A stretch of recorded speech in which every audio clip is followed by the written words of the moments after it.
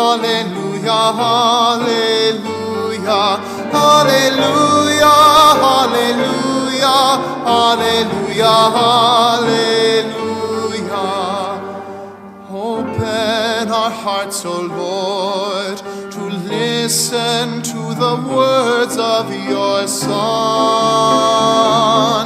Hallelujah, hallelujah, hallelujah, hallelujah, hallelujah, hallelujah, hallelujah.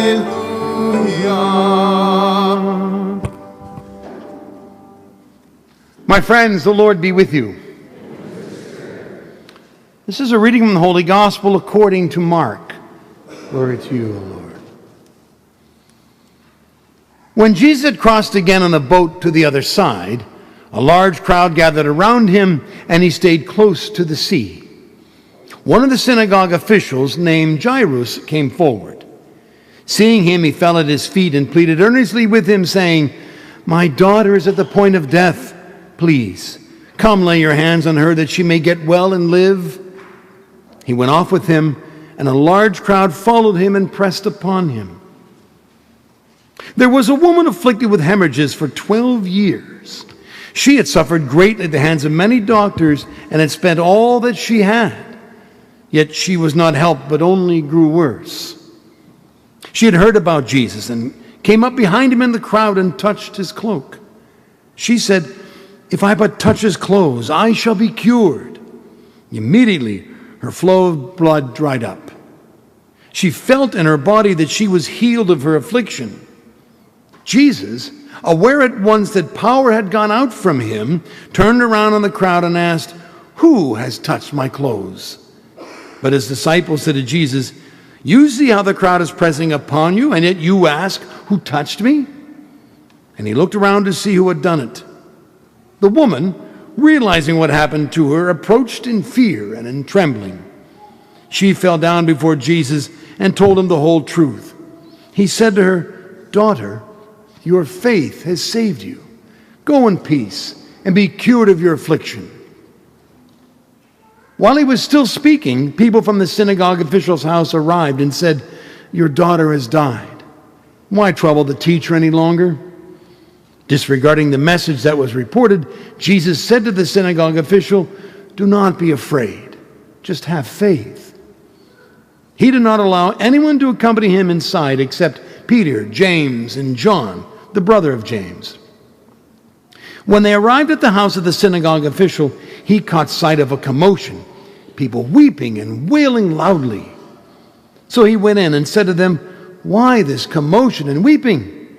The child is not dead, but asleep." And they ridiculed him. Then he put them all out. He took along the child's father and mother and those who were with him and entered the room where the child was. He took the child by the hand and said to her, "Talitha koum," which means, "Little girl, I say to you, arise." The girl, a child of 12, arose immediately and walked around. At this, they were utterly astounded.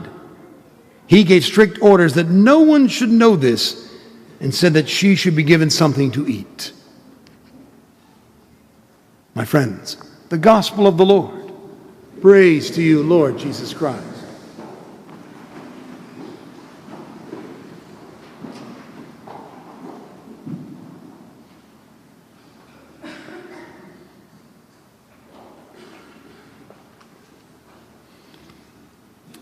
There's a letter to the editor from several years ago, maybe almost 10, on 9 or 10, that I've always kept. And it really speaks of a different message to us as we celebrate the birthday of our American freedom this week. And it was written by a guy from Georgia named Wesley Oyung. He writes, he wrote this years ago, "As a Marine and veteran of Operation Iraqi Freedom, I remember what meant most to me on Independence Day. Family.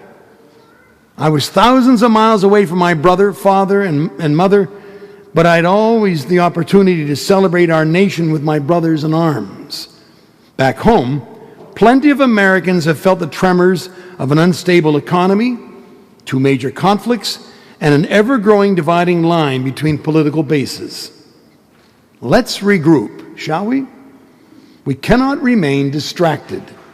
We must refocus, especially on the 4th of July. I remember that on various holidays, service members were killed and did not have the chance to embrace their spouses and children one final time. These soldiers, sailors, airmen, and Marines were serving you and me.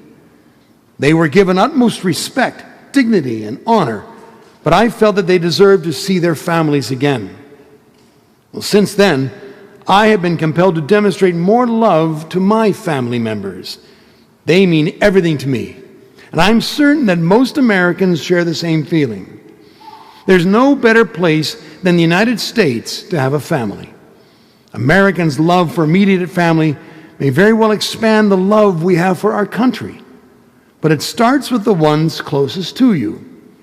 On this day, let us rekindle our patriotism to our families and to the United States of America.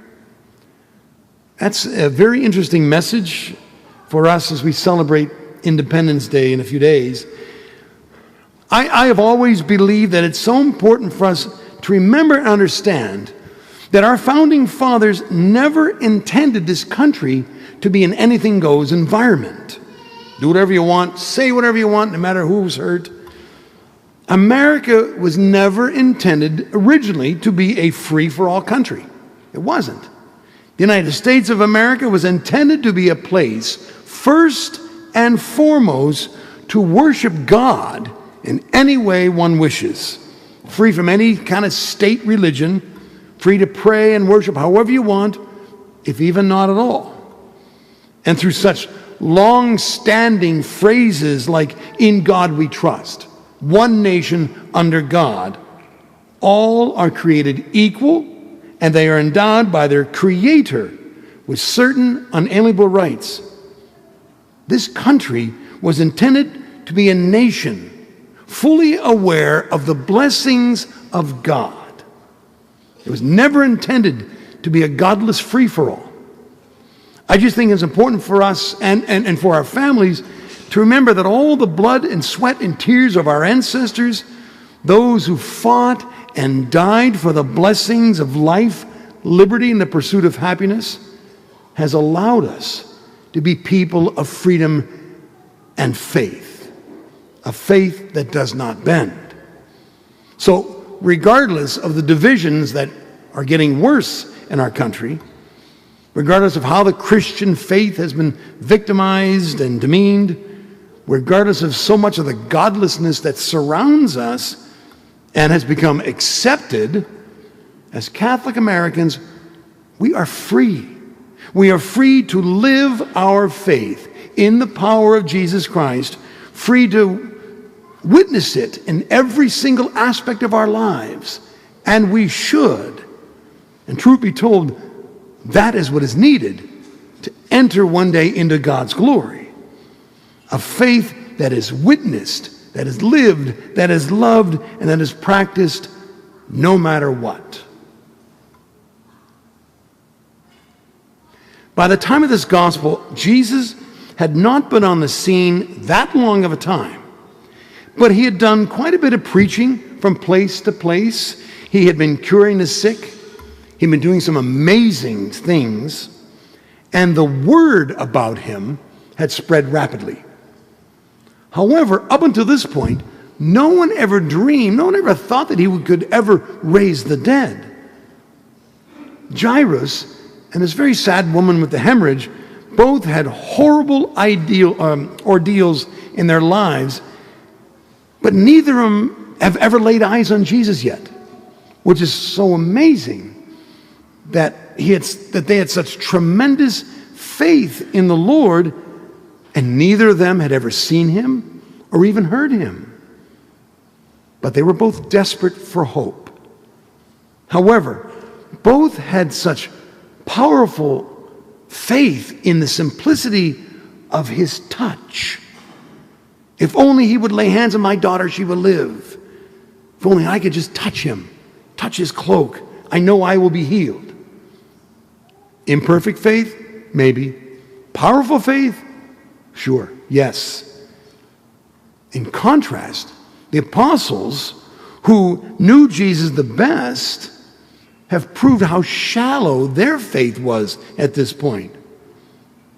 But what did he say to that poor woman who touched him? What did he call her? He called her daughter. Daughter. Right then and there, he formed this intimacy, family love with this woman. He called her daughter. Your faith has saved you.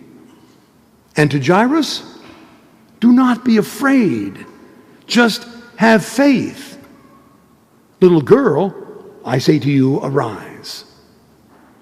He cured and he raised the dead because of their faith. Your faith has cured you. Your faith has saved your life. Just have faith. Your faith has saved you. For all those people, the sick woman, Jairus and his daughter and his family, for all the disciples and all the people who saw this with their own eyes, who heard him say those words, Jesus taught them that he is the resurrection. He is the life. Faith in Jesus the Christ, the Messiah, Son of God, will save us and bring us new life. We're living in times where we've seen and experienced and we've been surrounded by so much that we never thought we would ever see in our lifetimes. So much that's wonderfully good and joyful, so much that is sad and disappointing and confusing, and everything in between. But when there is such godlessness around us, what do we have the freedom to do? We have the freedom to go to the Lord. We are free to go to his word. We are free to go to our faith and become people, become disciples, become families who love. For that will save us. We go to Jesus Christ, who is the resurrection and the life. And we bring as many people along the way with us on this journey, regardless of who they are or what they have done in their lives. We become beacons of hope and peace. We become sources of family love. For that is what our faith tells us, and that is what the Lord commands of us. We don't give in to the godlessness. Through love, we bring our families and each other into the glory of God's love. God is love. And where there is love, then there is God. I wish you all God's peace.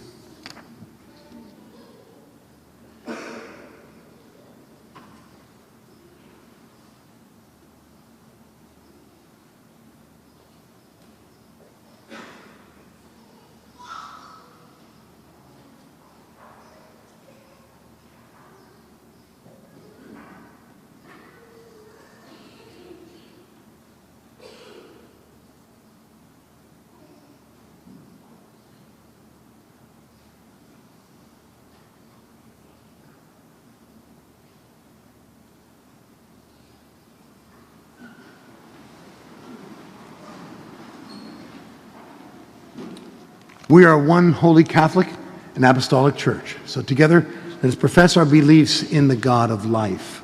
Let us use the Nicene Creed in the left column. I believe in one God, the Father Almighty, maker of heaven and earth, of all things visible and invisible. I believe